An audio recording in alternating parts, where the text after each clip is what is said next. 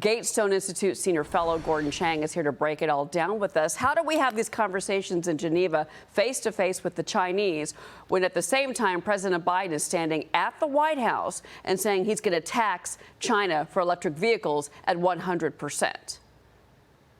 Well, for the Biden administration, Cheryl, it's easy. They believe that they can manage competition. You know, the phrase is compete where we have to, manage and cooperate where we can. And that's what the Biden administration thinks it can do. Now, I'm not so sure you can do that with a malicious and militant regime, but the Biden administration believes that that's the path to go. I mean, I was looking at some of his comments. We're never going to allow China to unfairly control the market for these cars, period.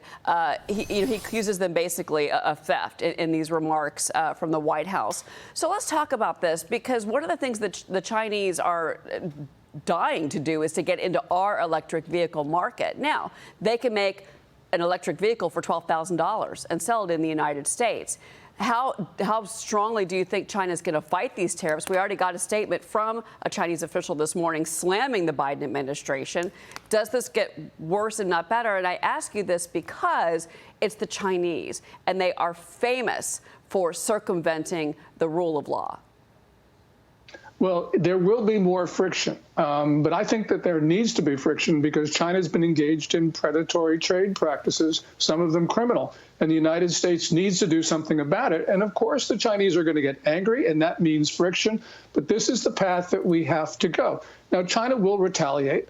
Xi Jinping's actually his only realistic option for saving the Chinese economy right now, since he's turned his back on consumption, turned his back on the property sector. His only realistic way going forward is to export his way out of problems, which means he needs access to global markets, and especially he needs access to our markets. So this is going to get fierce. Yeah, real quick before you go, you and I, last time I saw you, Xi Jinping was in Europe making the rounds. He started out in France and then he moved on to Hungary. Do you think that this is part of that move? Do you think he expected this to happen? Well, yes, he expected it to happen because Secretary Yellen and Secretary Blinken said it was going to happen. And the Biden administration officials, after those two visits to Beijing, reiterated that. So the Chinese are on notice that this was going to occur. All right. Thank you, Gordon. It's always good to talk to you about this issue. Gordon Chang,